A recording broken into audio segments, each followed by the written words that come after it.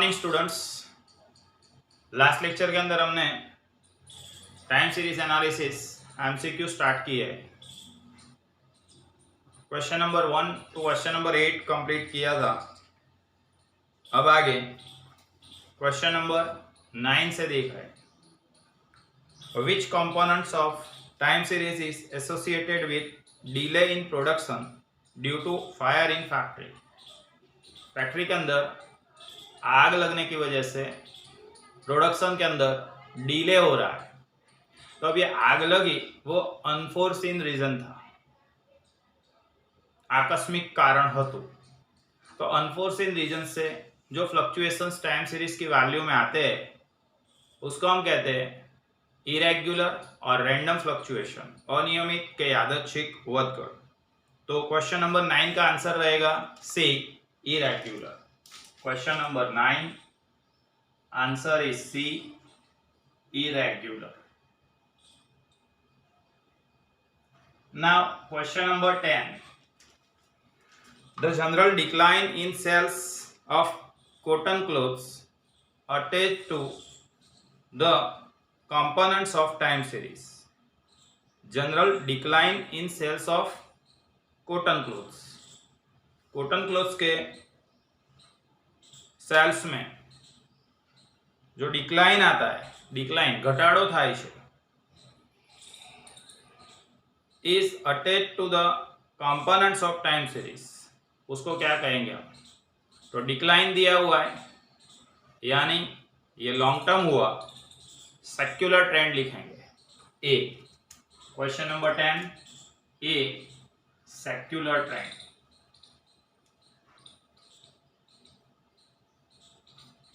Question number 11, the sales of departmental store on Dussehra and Diwali. Dussehra, Diwali, festival season. तो festival season से जो increase होता है या डिक्रीज होता है, फ्लक्चुएशंस जो आते हैं टाइम सीरीज की वैल्यू के अंदर फेस्टिवल्स की वजह से, उसको कहते हैं हम सीजनल वेरिएशन। तो आंसर रहेगा B, seasonal variation.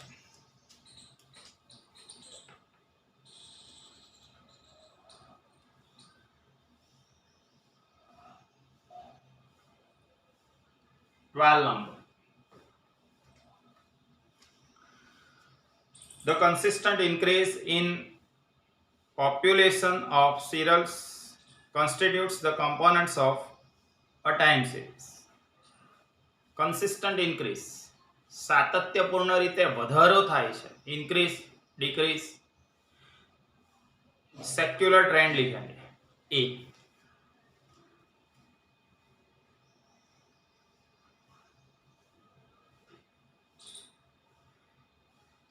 13 number, secular trend is indicate of long term variation towards increase only, decrease only, either increase or decrease या none of above। तो सेक्युलर ट्रेंड के अंदर हमने देखा था बी का वैल्यू प्लस है तो इंक्रीज, बी का वैल्यू माइनस में है तो डिक्रीज, और बी का वैल्यू 0 है तो कांस्टेंट। इसका मतलब आंसर रहेगा इधर इधर इंक्रीज और डिक्रीज। तो आंसर सी, इधर increase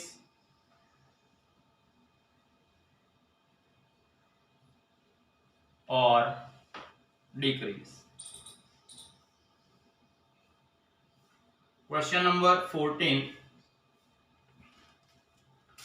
linear trend of time series indicates towards constant change, constant rate of change, constant rate of growth, change in geometric progression, all above। तो आंसर लिखेंगे हम कांस्टेंट रेट ऑफ चेंज। कभी increase होता है, कभी decrease होता है, growth भी होता है, डिक्लाइन भी होता है। ठीक है, तो यहां पे आंसर लिखेंगे हम constant rate of change is known as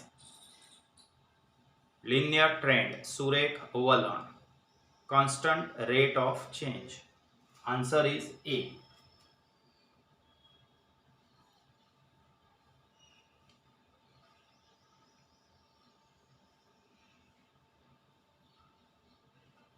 Now question number 15. Seasonal variation means the variation occurring a number of years, past of a year, parts of a month and none of the above. तो seasonal variation के अंदर लिखा था हमने उसका time period 1 year और less, 1 year और less है इसलिए हम लिखेंगे પાર્ટ્સ ઓફ અ યર, વર્ષના કોઈ એક ભાગ માટે જે વધારો કે ઘટાડો જોવા મળતો હોય એને કહેવાય सीजनल वेरिएशन। जैसे कि हमने देखा था कोल्ड ड्रिंक्स का डिमांड है, रेडीमेड गारमेंट्स का डिमांड है, फेस्टिवल सीजन में बढ़ जाएगा तो वो साल के कुछ दिनों के लिए, कुछ महीनों के लिए होता है, इसलिए हम आंसर में लिखेंगे पार्ट्स ऑफ अ ईयर, વર્ષના અમુક ભાગ માટે। Answer is B, parts of a year.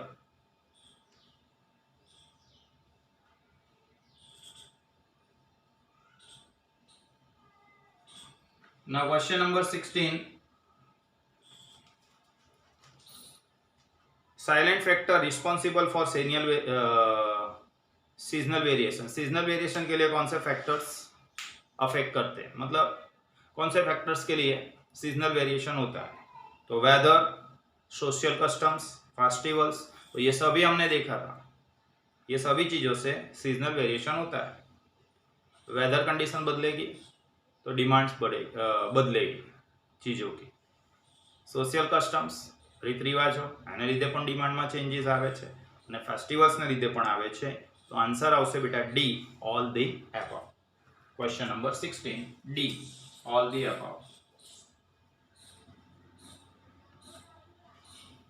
Now question number 17. 17 है cyclical variation in a time series are caused by lockouts in a factory. अब फैक्ट्री के अंदर लॉकआउट हुआ वो इरेग्युलर है, war in a country irregular, floods irregular, flood मतलब पूर आवे। One of the above, answer D, one of the above नहीं, वहां पे नॉन करना पड़ेगा आपको, एन आगे लिख देना, none of the above change करना है, प्रिंटिंग में मिस्टेक है, वन ऑफ द अबाव लिखा है उसकी जगह पे रहेगा answer none of the above. Answer D, none of the above, N लिखा नहीं है लिख देना, नॉन ऑफ द अबाव, આપેલામાંથી એક પણ નહીં। Now question number 18. Irregular variation in a time series are caused by lockouts in a factory, epidemic એટલે रोगचाड़ो, बराबर, फ्लड्स, ये सभी की वजह से इरेग्युलर वेरिएशन आते हैं। तो आंसर रहेगा D, all the above, all the above, D.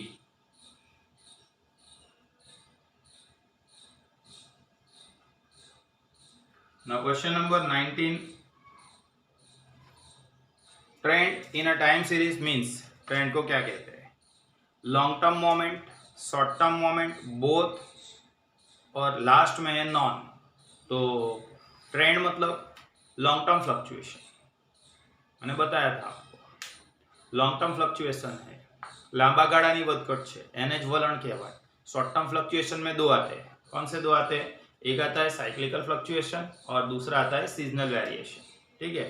तो ये ट्रेंड जो है वो लॉन्ग टर्म फ्लक्चुएशन है, तो आंसर लिखेंगे ए, लॉन्ग टर्म मोमेंट, मोमेंट એટલે fluctuation.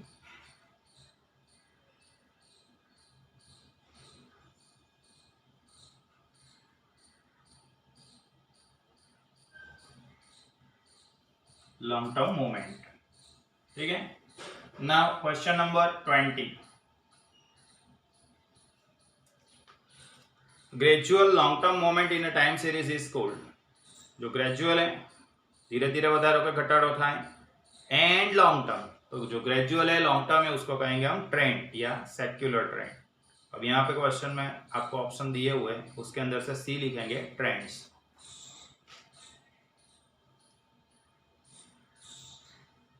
Question number 21. Which of the following is not present in time series? Time series में क्या, कौन सा फैक्टर नहीं होता है?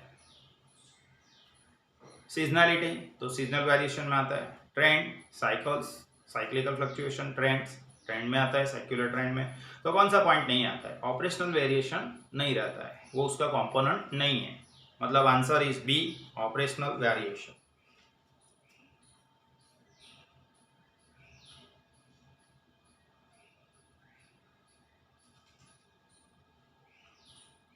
Now question number 22.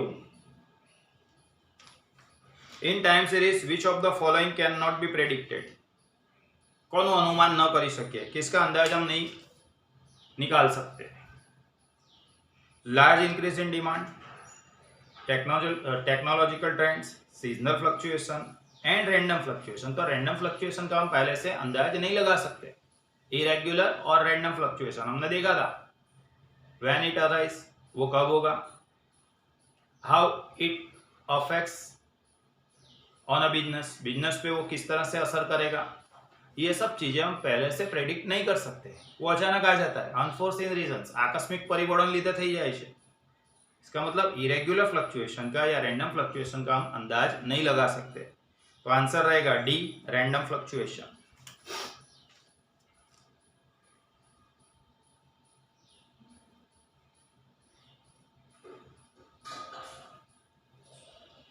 Now question number 23. A time series is a set of data recorded periodically at a time or space interval, at a space interval, at successive point of time.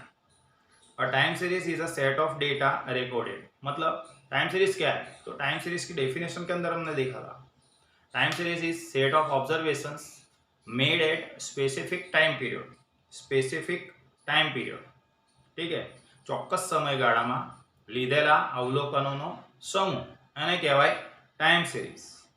તો at time or space interval periodically, समय अनुसार, at time और space interval 2 बार दे दिया है, at successive point of time, सरखा समयगाळाना अंतरे। तो ये आंसर लिखेंगे इसका, a time series is a set of data recorded at successive point of time, सरखा समयना अंतरे, डी, सक्सेसिव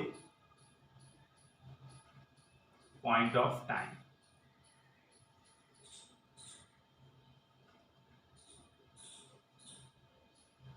ट्वेंटी-4 नंबर। और time series consist of blank component. Time series के कितने कंपोनेंट्स है? तो 4 कंपोनेंट हमने देखे थे, trend, seasonal variation, cyclical fluctuation और लास्ट में इरेग्युलर या random fluctuation.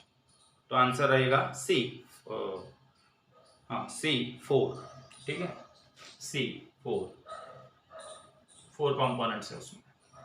25 number. The components of a time series which is attached to short term fluctuation, short term fluctuation, seasonal variation, cyclical variation, secular trend and non। तो short term fluctuation कौन सा है? Seasonal variation भी short term है और cyclical भी short term है, ठीक है। सबसे कम टाइम पीरियड किस में लगेगा? तो सीजनल वेरिएशन के अंदर। आंसर यहाँ पे लिखेंगे हम, शॉर्ट टर्म फ्लक्चुएशन जो है वो सीजनल वेरिएशन, क्योंकि यहाँ दोनों दिए हुए हैं, सीजनल साइक्लिकल। वैसे तो दोनों ही शॉर्ट टर्म है, लेकिन सीजनल में सबसे ज्यादा शॉर्ट टाइम पीरियड रहता है, इसलिए सीजनल वेरिएशन। 26 नंबर।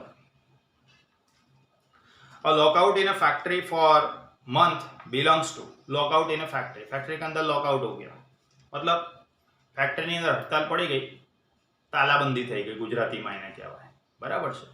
તો ये इरेग्युलर या रैंडम फ्लक्चुएशन कहलाएगा, क्योंकि ये अनफोर्सिन रीजन है। Answer is irregular variation, A.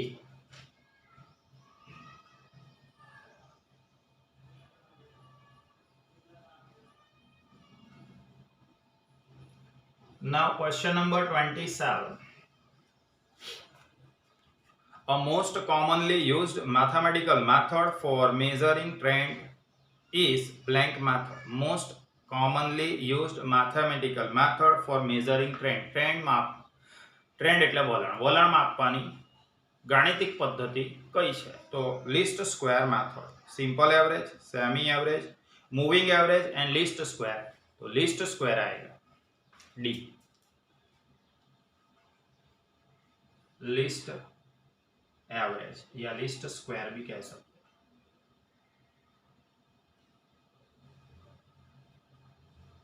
Now question number 28, in semi average method if the number of observation is odd number दिए होंगे, 5 साल दिए आपको, तो पहले 2 साल का एवरेज, लास्ट वाले 2 साल का एवरेज, और जो बीच वाला साल है उसको निकाल देंगे हम, ठीक है। तो in the semi average method if the number of observations is odd, एकी संख्याમાં આપેલા હશે, वी ड्रॉप ब्लैंक ऑब्जर्वेशन, तो बीच वाला साल निकाल देंगे, बीच वाला मतलब मिडल ऑब्जर्वेशन को निकाल देंगे। So answer is C, middle.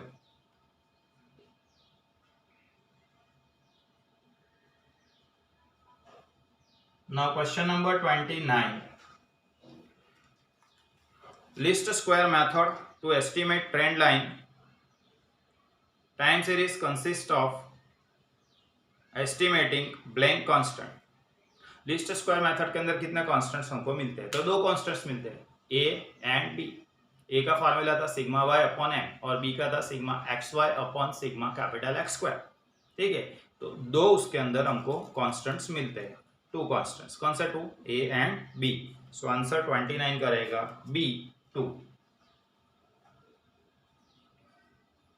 30 नंबर, simple average method is used to eliminate the effect of। Simple average method हम यूज करते हैं किसकी इफेक्ट को कम करने के लिए, सीजनल वेरिएशन फाइंड करते हैं semi average simple average method से, यानी ये नहीं आएगा, साइक्लिकल वेरिएशन भी नहीं आएगा। Simple average method is use to eliminate effect of secular trend, લાંબા ગાળાની વધઘટની અસર દૂર કરીને સિમ્પલ એવરેજ મેથડથી આપણે ट्रेंड મેળવીએ છીએ, ઠીક છે। તો answer is C, circular trend.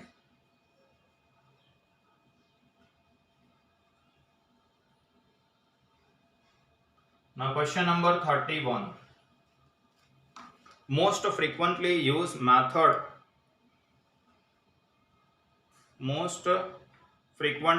mathematical model of time series is blank model।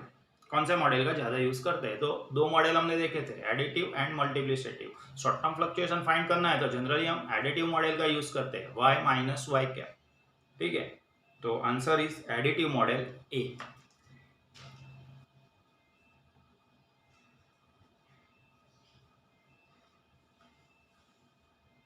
Now question number 32,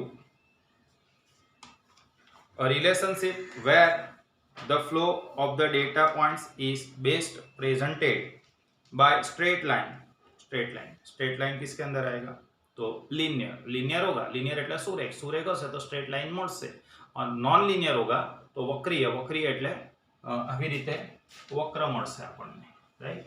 तो लीनियर के अंदर स्ट्रेट लाइन मिलेगी, लीनियर, ठीक है। Answer is a, linear.